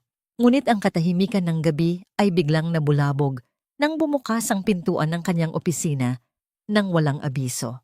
Pumasok ang 5 lalaking nakasuot ng barong. Ang kanilang mga mukha ay seryoso at may hawak na mga dokumentong may selyo ng gobyerno at ng kumpanya. "Mr. Jerome Santos?" tanong ng lalaking nasa unahan. Ang kanyang boses ay kasing lamig ng bakal. "Kami ang audit team mula sa head office, kasama ang mga kinatawan mula sa internal affairs. Mayroon kaming utos na kumpiskahin ang lahat ng iyong mga kagamitan at magsagawa ng agarang investigasyon sa mga irregularidad sa iyong account. Huwag kang susubok na umalis dahil ang bawat pintuan ng gusaling ito ay bantay sarado na." Ang baso ng alak sa kamay ni Jerome ay dahan-dahang nadulas mula sa kaniyang mga daliri, lumikha ng isang matunog na pagkabasag sa sahig, habang ang pulang likido ay kumalat sa kaniyang sapatos, tila isang mantsa ng dugo na hindi na kailanman mabubura. Ang bawat hakbang ng oras ay tila isang bitay na dahan-dahang humihigpit sa leeg ng taong nabubuhay sa kasinungalingan, Flor. Habang sila ay nagdiriwang, hindi nila alam na ang bawat tawa nila ay binabayaran na ng kanilang sariling hantungan. Ang boses ni Doña Victoria ay tila isang malamig na hangin na nagpapagaan sa kalooban ni Flor habang pinagmamasdan niya ang malawak na hardin ng mansyon. Ngunit sa kabilang dako ng lungsod, sa loob ng bahay sa Golden Heights, ang hangin ay puno ng tensyon at amoy ng sunog na pangarap. Nakatayo si Jerome sa harap ng kanyang computer, ang kanyang mukha ay namumutla at ang kanyang mga daliri ay nanginginig habang tinitignan ang kanyang bank account. Ang balanse na dati ay puno ng mga digit ay tila isang tuyong balon. Ang lahat ng kanyang kinita, kasama na ang perang hiniram niya mula sa pondo ng kumpanya, ay mabilis na naubos dahil sa marangyang pamumuhay ni Isabela. Ang bawat gala sa mall, ang bawat mamahaling dinner, at ang mga alahas na binili niya para lang manatili ang babae sa tabi niya ay tila mga anay na kumain sa kanyang pundasyon. "Jerome, darating na ang mga bisita bukas para sa anunsyo ng ating engagement. Siguraduhin mong sapat ang catering at ang mga bulaklak na inorder ko," wika ni Isabela habang naglalakad sa sala. Tila isang reyna na hindi alam na ang kaniyang palasyo ay gawa lamang sa baraha. "Tumahimik ka muna, Isabela. Hindi mo ba nakikitang naghahanap ako ng paraan?" sigaw ni Jerome. Ang kaniyang boses ay basag. at puno ng desperasyon. Sa kaniyang pagmamadali na iligtas ang kaniyang dangal, ginawa ni Jerome ang isang pagkakamaling magtatali sa kaniyang kapalaran. Inilipat niya ang huling natitirang pondo mula sa isang proyekto ng kumpanya patungo sa pambayad ng monthly amortization ng bahay. Sa kaniyang isip, kailangang manatiling sa kaniya ang bahay na yon bago matapos ang deadline ng bangko. Ang hindi niya alam, dahil ang kontrata ay nakapangalan kay Flordelisa Santos, ang bawat sentimong ibinabayad niya ay lalong nagpapatatag sa karapatan ni Flor bilang nag-iisang may-ari. Ito ang golden moment ng katarungan na nangyayari sa gitna ng katahimikan. Habang si Jerome ay nagkukumahog sa kaniyang madilim na opisina, si Flor ay tahimik na nagtutupi ng mga mapuputing kumot sa loob ng laundry room ni Doña Victoria. Ang kaniyang mga kamay ay amoy vanilya at sariwang tubig, isang malaking kontras sa amoy ng pawis at takot ni Jerome. Nakikinig siya sa mahinang balita sa radyo tungkol sa pagbagsak ng stock ng kumpanya ni Jerome dahil sa mga kumakalat na balita ng irregularidad. Isang tipid na ngiti ang sumilay sa kaniyang mga labi. Isang ngiti ng isang arkitekto na nakikitang unti-unti nang nabubuo ang kaniyang plano. Kinuha ni Flor ang kanyang lumang cellphone at tinawagan ng landlord ng subdivision ng Golden Heights, si Ginoong Arnaldo. Opo, Ginoong Arnaldo. Alam ko pong pumasok na ang huling bayad para sa buwan na ito. Mahinahong sabi ni Flor.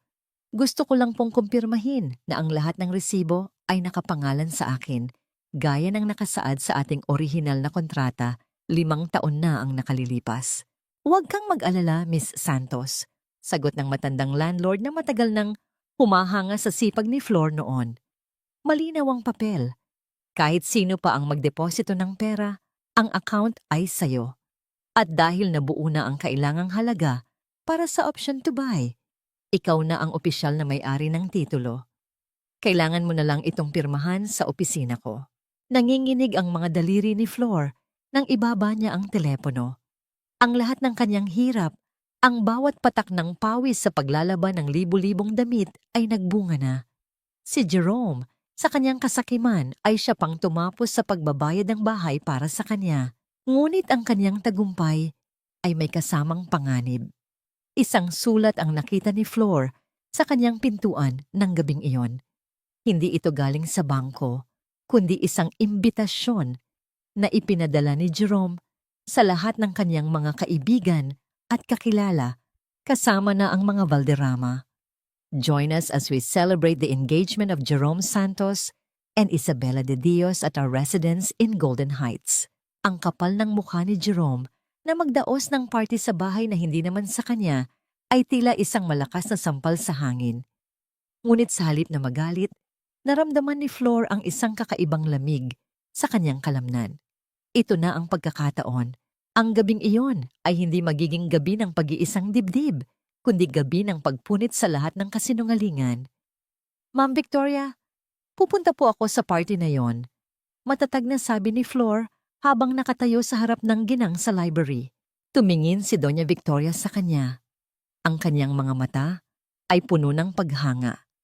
Hindi ka pupunta roon bilang isang labandera, Flor.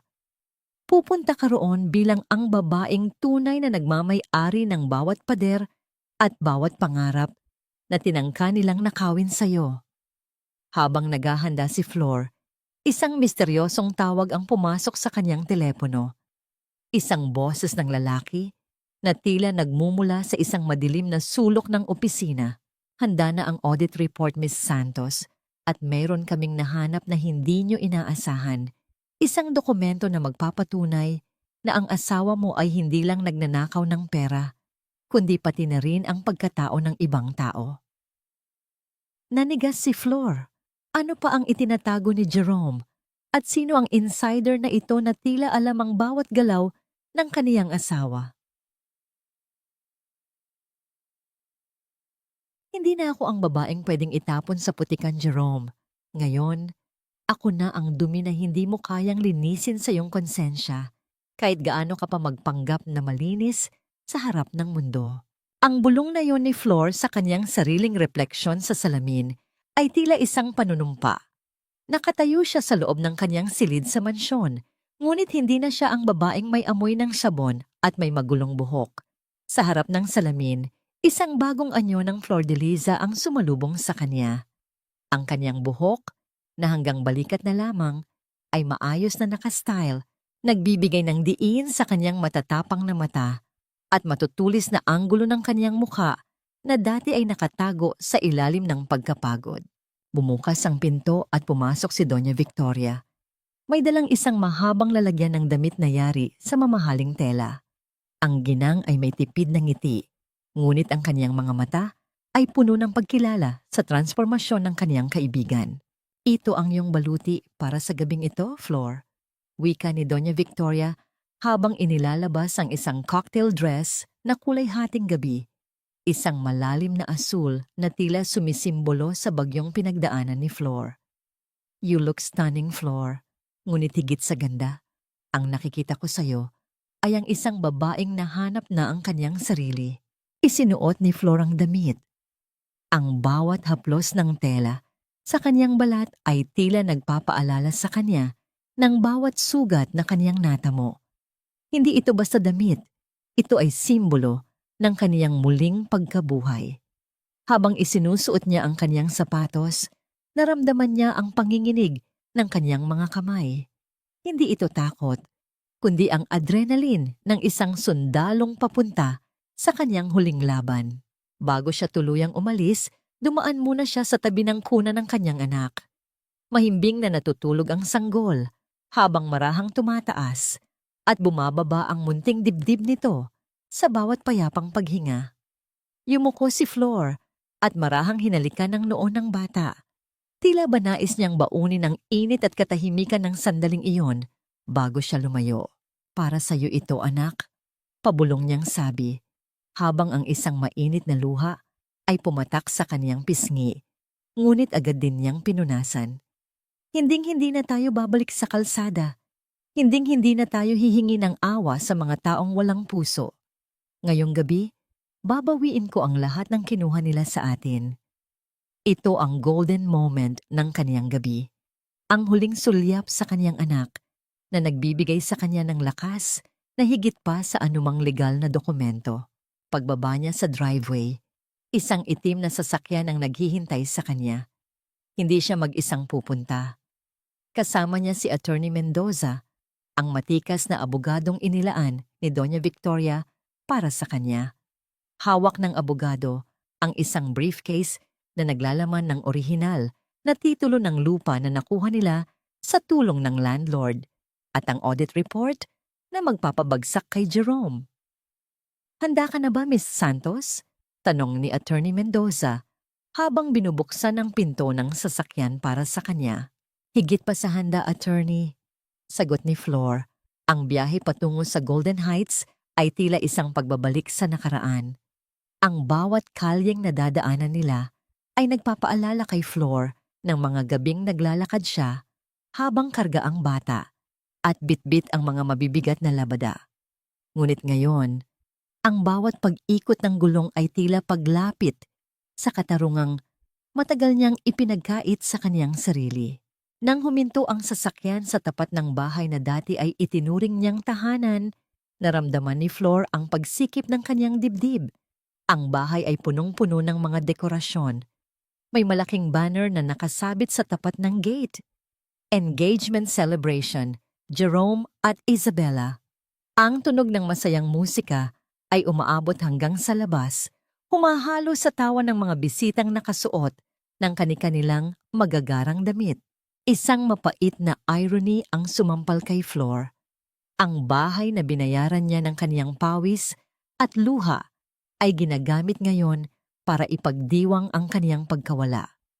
Nakita niya si Jerome sa veranda, may hawak na baso ng champagne, nakangiti, at tila walang anumang pasanin sa buhay. Sa tabi nito ay si Isabella, suot ang isang puting bestida na tila nagpapanggap na isang inosenteng ikakasal. Ang daming tao. Pansin ni Attorney Mendoza. Eksakto ang dating natin. Sa harap ng maraming saksi, mas mabilis kumalat ang katotohanan. Bumaba si Flor mula sa sasakyan. Ang tunog ng pagsara ng pinto ay tila isang hudyat ng pagsisimula ng digmaan. Habang naglalakad siya patungo sa gate, ang kaniyang puso ay tumitibok ng maayos, kalmado, at puno ng lakas. Ang bawat bisitang nakakakita sa kaniya ay unti-unting tumitigil sa kanilang pag-uusap. Ang kanilang mga mata ay sinusundan ang misteryosong babaeng nakasuot ng asul na bestida. Ngunit sa gitna ng kaniyang paglalakad, napansin ni Flor ang isang bagay na wala sa lugar. Isang itim na van ang nakaparada sa isang madilim na sulok ng subdivision at may mga lalaking nakasuot ng jacket na may tatak ng National Bureau of Investigation ang dahan-dahang lumalapit sa likod ng bahay. Nasaan ang orihinal na titulo, Jerome? Dahil ang hawak mo sa loob ay isang pekeng kopya na lamang ng iyong sariling ilusyon.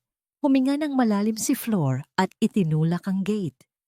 Ang musika ay tila humina sa kanyang pandinig habang ang kanyang mga mata ay nakapako lamang sa isang tao. Sa taong pumatay sa kanyang puso noon, ngunit ngayon ay sasalubong sa kanyang muling pagsilang. Anong ginagawa ng basurang ito rito? Guard, bakit niyo hinayaang makapasok ang pulubing ito sa loob ng pamamahay ko?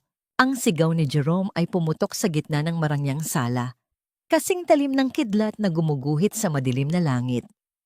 Napatigil ang tawanan ng mga bisita. Ang tunog ng mga kubyertos na tumatama sa mamahaling plato ay napalitan ng isang nakabibinging katahimikan. Nakatayo si Jerome sa tabi ng isang higanting cake. Ang kanyang mukha ay mabilis na nagbago mula sa pagkakangiti patungo sa isang anyo ng matinding puot at pagkapahiya. Sa harap niya, si Flor de Liza ay nanatiling nakatayo ng tuwid. Ang kaniyang asul na bestida ay tila kumikinang sa ilalim ng mga chandelier na siya mismo ang nagpunas at naglinis noong mga nakaraang buwan. Ang bawat tunog ng kanyang takong sa makintab na sahig, ang sahig na dati ay nililinis niya nang nakaluhod habang tumatulo ang kanyang pawis, ay tila isang malakas na hudyat ng pagbawi sa kanyang teritoryo. Pamamahay mo, Jerome? Mahinahong tanong ni Flor. Ang kanyang boses ay hindi sumisigaw. Ngunit ang bawat salita ay may bigat na tila isang nagbabagang bakal. Nakalimutan mo na ba? Ang bahay na ito ay itinayo sa ibabaw ng aking mga pasa.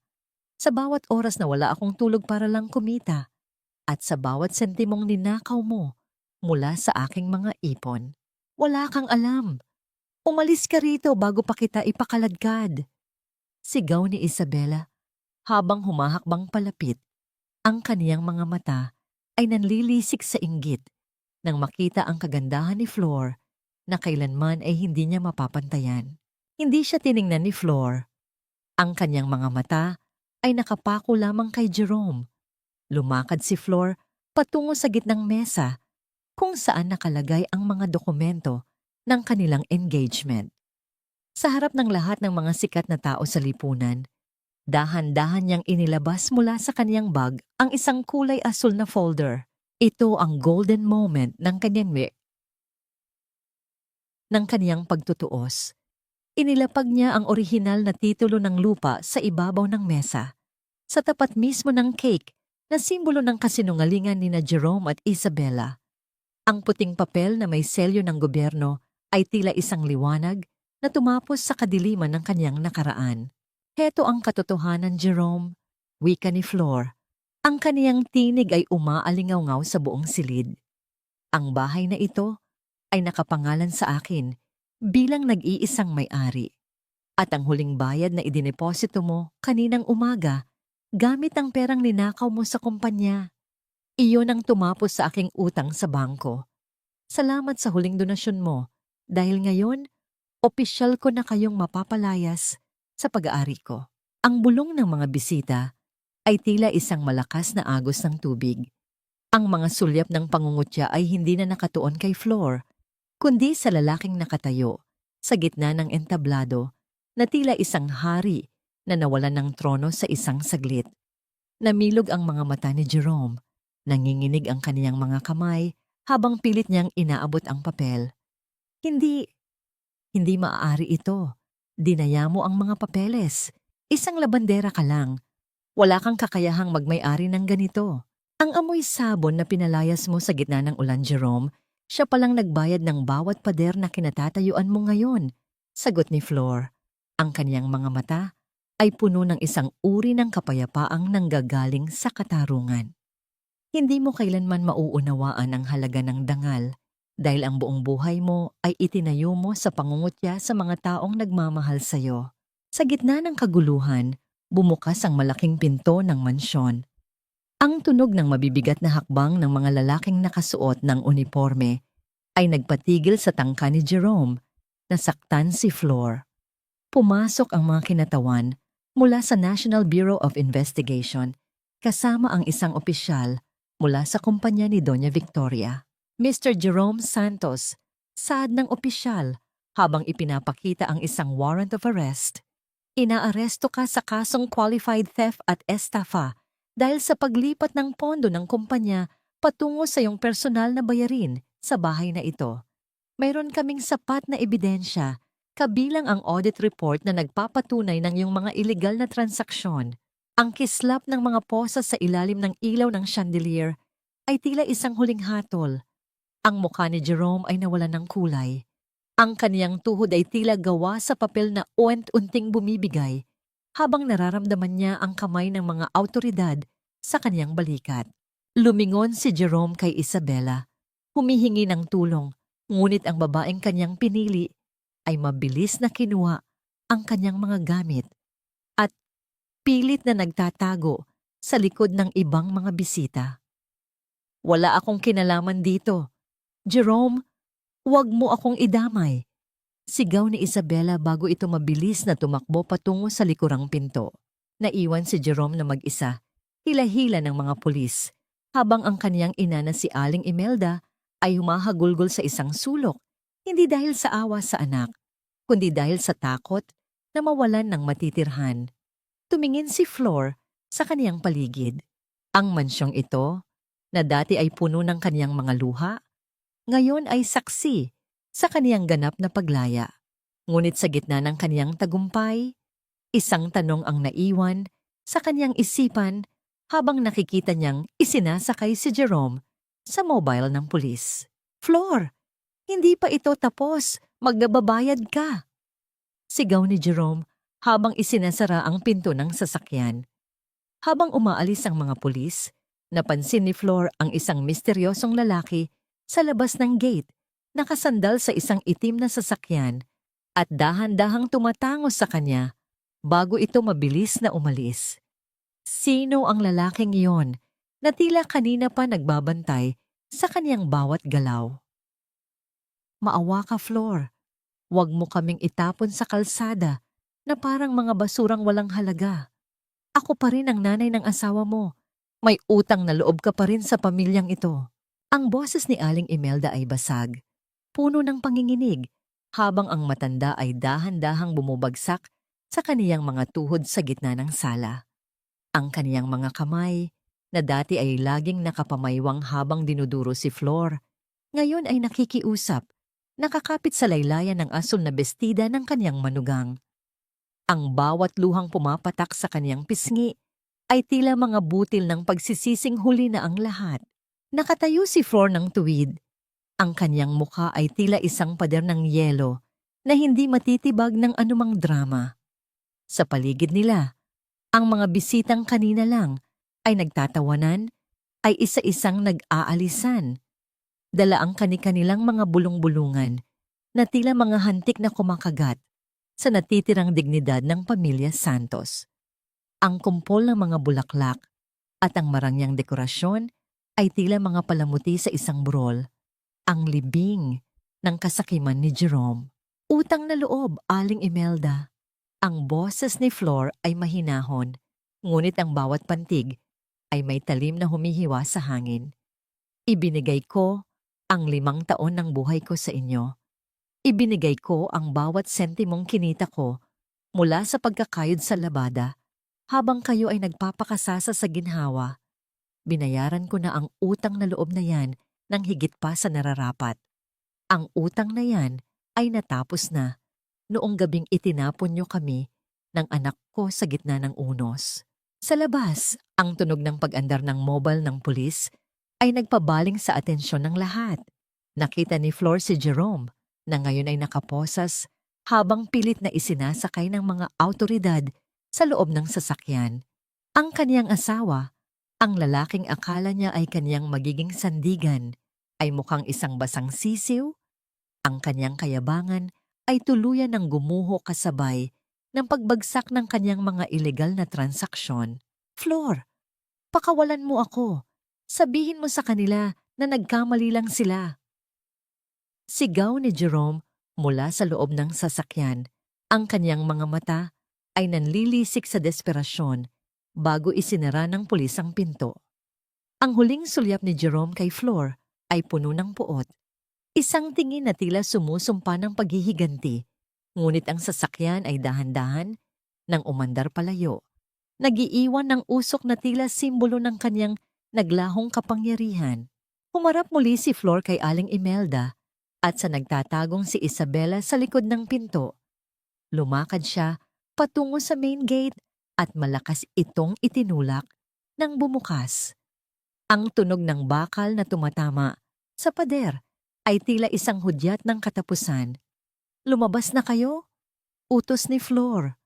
Gaya ng ginawa niyo sa amin noon, ibinabalik ko lang ang pabor.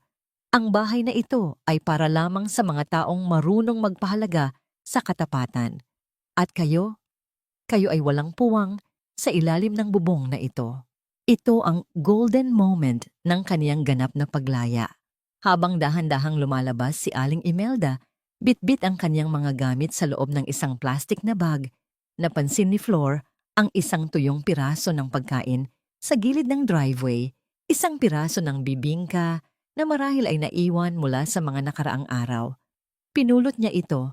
Ang kaniyang mga daliri ay humaplos sa tuyong kakanin na nagpaalala sa kanya ng gabing siya ang itinapon.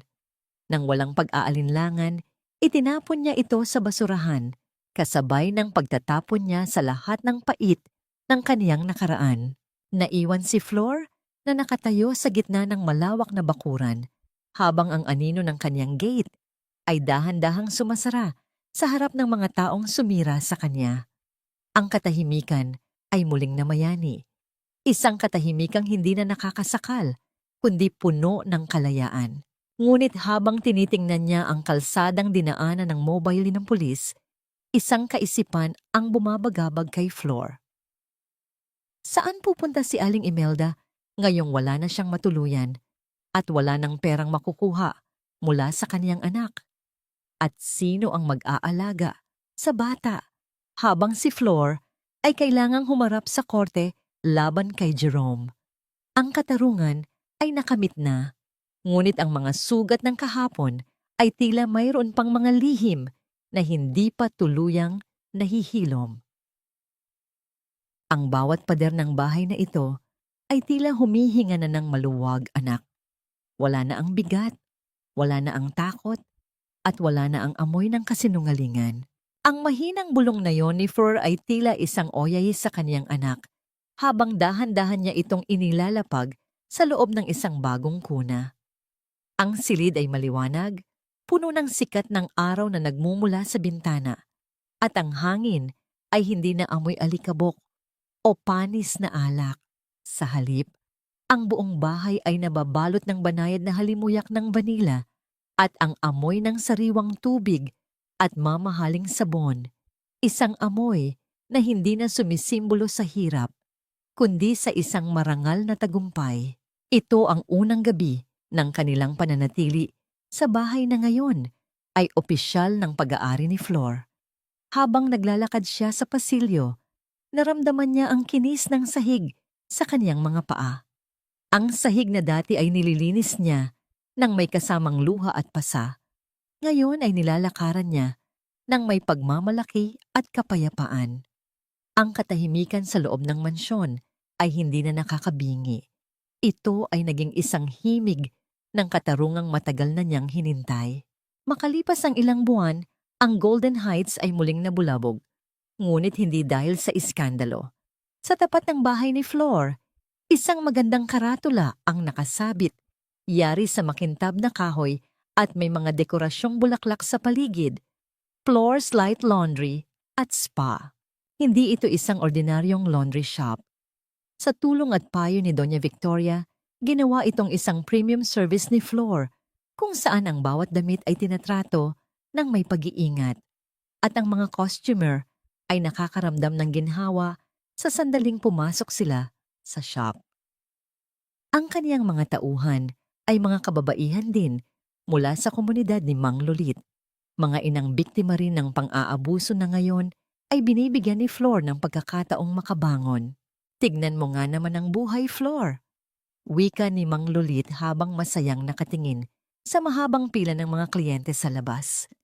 Dati ay isda lang ang hawak ko. Ngayon ay ako na ang namamahala sa iyong inventory. Ang mga taong dati ay tinitignan ka ng mababa. Ngayon ay nagkukumahog na makuha ang iyong serbisyo. Ngumiti si Flor habang inaayos ang kanyang uniforme.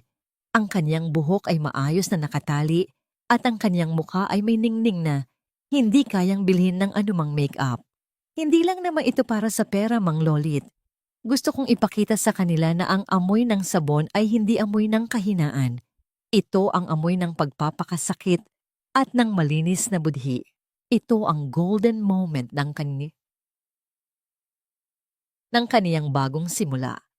Ang makitang ang kaniyang dating kahinaan ay naging pundasyon ng kaniyang lakas. Ang bawat kliyenteng bumabati sa kanya ng "Good morning, Ma'am Flor" ay tila isang munting pabuya sa lahat ng hapdi na kaniyang tiniis. Isang hapon, habang nag-aayos si Flor ng mga dokumento sa kanyang bagong opisina sa loob ng bahay, isang puting sobre ang iniabot sa kanya ng kanyang sekretarya. Walang stamp ng selyo, kundi isang tatak lamang mula sa Bureau of Corrections. Napatigil ang tibok ng puso ni Flor. Dahan-dahan niyang hinawakan ang sobre. Ang sulat kamay sa labas ay pamilyar. Mga kurbada at diin na dati ay nagpapatibok ng kanyang puso sa tuwa. Ngunit ngayon ay nagpaparamdam na lamang ng isang malalim na pagod. Galing ito kay Jerome mula sa loob ng kulungan. Naramdaman ni Flor ang panginginig ng kaniyang mga daliri. Maaari niyang basahin ang sulat. Maaari niyang alamin kung humihingi ba ito ng tawad o kung nananakot pa rin ito mula sa likod ng mga rehas. Ang amoy ng papel ay tila amoy ng madilim na selda at ng pagsisising huli na. Tumingin si Flor sa kaniyang anak na naglalaro sa carpet sa kaniyang paanan. Ang tawa ng bata ay tila isang kanta ng kalayaan na pumupuno sa bawat sulok ng silid. Muling tumingin si Flor sa sobre. Sa isang iglap, naramdaman niya ang ganap na kapayapaan. Hindi niya kailangang malaman ang nilalaman ng sulat na yon. Ang boses ni Jerome ay wala ng puwang sa mundong kaniyang binuo. Hindi binuksan ni Flor ang sulat. Sa halip, inilagay niya ito sa loob ng isang kahon na puno ng mga lumang alaala. Mga alaalang hindi na niya kailangang balikan kailanman. Ibinasura niya ang galit, ibinasura niya ang puot, at pinili niyang manatili sa liwanag. Tapos na ang ulan, anak. Pabulong niyang sabi habang kinakarga ang bata at naglalakad patungo sa beranda. Oras na para tayo naman ang magliwanag. Habang sumisikat ang araw sa tapat ng kaniyang bahay, isang bagong pagkakataon ang tila bumabati sa kanya. Ngunit sa kalsada, isang hindi pamilyar na sasakyan ang dahan-dahang huminto at isang lalaking may dalang malaking bouquet ng mga puting bulaklak ang bumaba. Tapos na ang ulan, anak. Ang bawat patak na dati ay nagpapalamig sa ating balat. Ngayon ay naging hamog na lamang na nagpapalago sa ating mga pangarap. Ang boses ni Flor ay puno ng katatagan at lambing habang pinagmamasdan niya ang kanyang anak na ngayon ay isang taong gulang na. Ang malawak na garden ng kanyang bahay sa Golden Heights ay nababalot ng makukulay na banderitas, mga lobo na kulay ginto at asul, at ang masayang himig ng mga bata na naglalaro sa damuhan. Hindi ito ang bahay ng takot. Ito ang bahay ng pag-asa. Ang amoy ng bagong luto na bibingka, Ang tunay na masarap, mainit at puno ng keso ay humahalo sa bango ng mga sariwang bulaklak sa paligid. Ngunit sa pagkakataong ito, hindi ito binili ni Flor mula sa kaniyang huling barya. Ito ay inihanda ng kaniyang sariling mga tauhan sa shop bilang regalo sa unang kaarawan ng kaniyang anak. Dumating si Doña Victoria. Suot ang isang eleganteng puting bestida, bit-bit ang isang regalo na alam ni Flor na puno ng pagmamahal. Kasunod niya si Mang Lolit na bihis sa kaniyang bagong barong. Ang kaniyang mukha ay nagniningning sa tuwa habang nakikita ang kaniyang apo na masayang naglalaro. Sino ang mag-aakalang ang babaeng nakita ko sa putikan ng palengke ay magiging ganito kadyosa ngayon? Biro ni Mang Lulit habang niyayakap si Flor. Ang amoy mo ngayon, Flor, ay hindi na lang amoy sabon. Amoy tagumpay na. Salamat po, Mang Lulit. Kung hindi dahil sa inyo at kay Doña Victoria, baka nanatili na lang akong anino sa ilalim ng ulan. Sagot ni Flor. Ang kaniyang mga mata ay kumikislap sa pasasalamat. Ito ang golden moment at nakangi ng kaniyang ganap na kaganapan bilang isang babae. Sa gitna ng selebrasyon, itinaas ni Flor ang kanyang baso ng fruit punch para sa isang munting toast. Tumingin siya sa lahat ng mga taong tumulong sa kanya, ang mga labanderang kaniyang tinulungan, ang kaniyang mga tapat na kaibigan, at ang kaniyang anak. Ang akala ko noon, ang halaga ko ay nakadepende sa kung gaano kalinis ang mga damit na nilalabhan ko para sa iba. Wika ni Flor, ang kaniyang boses ay malinaw at matatag. Ngunit natutunan ko na ang tunay na kalinisan ay nagsisimula sa ating sariling dangal, na kahit gaano tayo madungisan ng ibang tao, tayo ang may hawak ng pambura at tayo ang may hawak ng ating bagong pahina. Nagpalakpakan ng lahat. Ang tunog ng kanilang paghanga ay pumuno sa buong subdivision. Ang mga kapitbahay na dati ay nakikinig sa mga chismis ni Aling Imelda, ngayon ay nakasilip sa kanilang mga bintana.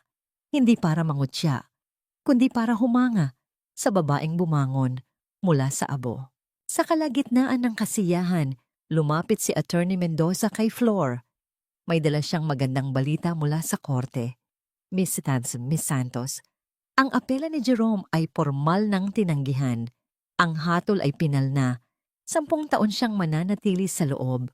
At tungkol kay Isabela, ang lahat ng kanyang mga ari-arian na napatunayang galing sa nakaw na pondo ay kinumpiska na rin ng gobyerno. Isang malalim na buntong hininga ang pinakawalan ni Flor. Hindi ito buntong hininga ng galit, kundi ng ganap na pagsasara ng pinto.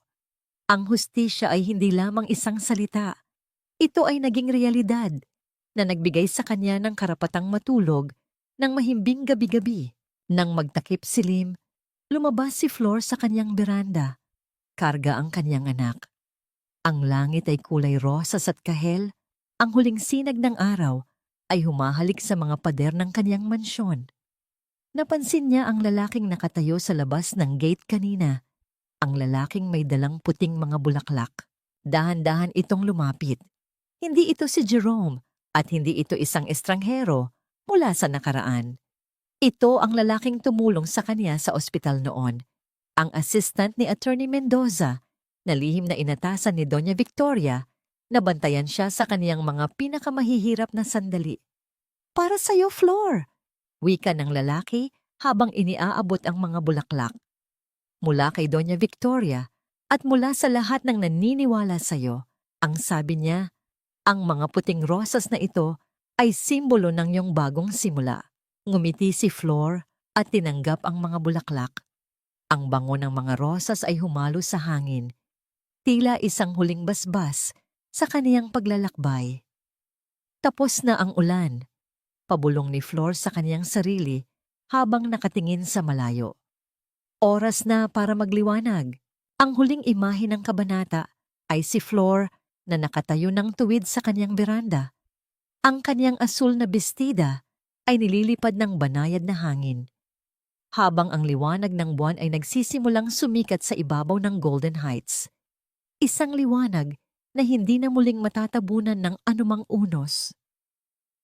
5 matutulin na taon ang lumipas, ngunit ang bawat hininga ng hangin sa paligid ng mansyon sa Golden Heights ay tila nagdadala pa rin ng amoy ng sariwang simula. Ang floor slide ay hindi na lamang isang munting laundry shop sa kanto. Ngayon, ito ay isa ng malaking sentro ng pagsasanay para sa mga kababaihang nagnanais bumangon mula sa dilim ng kanilang nakaraan. Ang bawat silid ng gusali ay puno ng tunog ng mga makinang gumagawa at ang masayang kwentuhan ng mga inang sa wakas ay nakahanap ng kanilang sariling halaga. Nakatayo si Flor sa kaniyang opisina, pinagmamasdan ng kaniyang anak na si Gabriel na ngayon ay isang masayahing batang lalaki na tumatakbo sa hardin kasama ang kaniyang mga kalaro.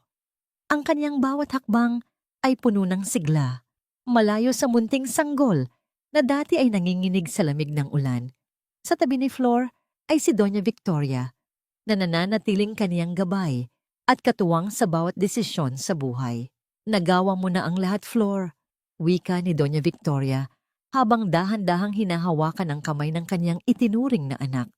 Hindi mo lang binuo ang iyong sariling bahay, binuo mo rin ang pag-asa sa puso ng maraming tao. Salamat po, Ma'am Victoria, sagot ni Flor ng may malalim na ngiti. Natutunan ko po na ang tunay na tagumpay ay hindi nasusukat sa laki ng kinikita, kundi sa kung gaano karaming kamay ang kaya mong abutin habang ikaw ay paakyat. Noong nakaraang buwan, nakita ni Flor si Aling Imelda mula sa malayo habang naglalakad siya sa tapat ng palengke. Ang matanda ay nagtitinda na lamang ng mga kakanin sa isang munting lamesa sa gilid ng daan. Wala na ang kaniyang mga alahas, wala na ang kaniyang mapagmataas na tindig. Sa halip na makaramdam ng galit, naramdaman ni Flor ang isang malalim na katahimikan. Hindi niya kailangang lumapit o magsalita. Sapat na ang makitang ang tadhana na mismo ang nagayos ng bawat pagkakamali. Tungkol naman kay Jerome, ang kanyang mga sulat mula sa kulungan ay nananatiling nakatago sa isang kahon na hindi kailanman binubuksan. Ang kanyang pangalan ay hindi na nagdudulot ng kirot sa puso ni Flor. Ang pagpapatawad na kanyang ibinigay ay hindi dahil sa nararapat ito sa lalaki, kundi dahil nararapat ang kanyang puso na lumaya sa bigat ng puot. Ang kanyang katahimikan ay ang kanyang pinakamalakas na sagot. Nahanap na ni Flor ang kanyang tunay na pahinga. Ang kanyang bahay ay hindi lamang yari sa semento at bakal, kundi yari sa katapatan, sipag at wagas na pagmamahal sa kanyang anak. Natutunan niya na ang bawat patak ng ulan ay may dalang aral, at ang bawat unos ay may katapat na liwanag kung marunong kang tumayo at lumaban. Ang aral na nais iwan ng kwentong ito sa bawat tagapakinig ay simple ngunit makapangyarihan. Ang pagkatao ng isang babae ay hindi binubuo ng lalaking kaniyang pinili, kundi ng kaniyang sariling lakas na piliin ang kaniyang dangal sa gitna ng kawalan. Ang pagtitiwala sa sarili at ang paghawak sa katotohanan ang pinakamabisang sandata laban sa anumang anyo ng pang-aapi. Habang sumisikat ang araw sa tapat ng kaniyang mansyon, itinaas ni Flor ang kaniyang paningin sa langit. Ang amoy ng sabon at ang amoy ng tagumpay ay humahalo sa hangin, tila isang walang katapusang awit ng pasasalamat. Tapos na ang gabi, pabulong niyang sabi habang niyayakap ang kaniyang anak. At ang ating liwanag ay hinding-hindi na muling mamamatay. Sapagkat sa huli, ang bawat patak ng luha ay nagiging binhi ng isang bagong umagang puno ng pag-asa. Mula sa kaloob-looban ng aking puso, nais kong magpasalamat sa bawat isa sa inyo na naging katuwang sa mahaba at madamdaming paglalakbay na ito ni Flor de Liza.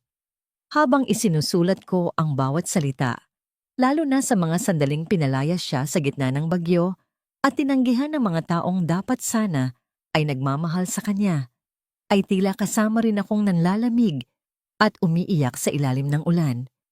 Ang kwentong ito ay hango sa mga totoong hibla ng buhay, sa mga babaeng nakita kong lumalaban ng tahimik, sa mga inang tinitiis ang lahat para sa anak, at sa mga taong pinatunayan na ang dangal ay hindi kailanman mabibili ng yaman.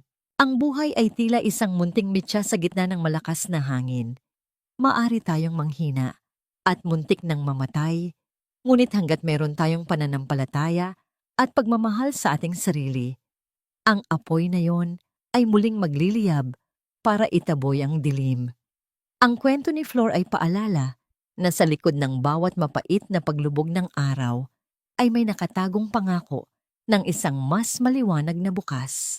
Bago tayo tuluyang magpaalam, may isang katanungang nais kong iwan sa inyong isipan. Kung ikaw ang nasa kalagayan ni Flor, kaya mo rin bang piliin ang kapayapaan kaysa sa paghihiganti? Kaya mo bang patawarin ang nakaraan para sa iyong sariling kalayaan? Sana ay nag-iwan ang kwentong ito ng isang munting binhi ng pag-asa sa inyong mga puso. Kung ang paglalakbay na ito ay nagbigay sa inyo ng inspirasyon, huwag po ninyong kalimutang i-like, i-share, at ibahagi ang inyong mga nararamdaman sa ating comment section. Ang inyong mga salita ang nagsisilbing lakas para patuloy tayong makagawa ng mga kwentong humahaplos sa kaluluwa. Hanggang sa muli nating pagkikita sa susunod na pagbuklat ng ating mga pangarap.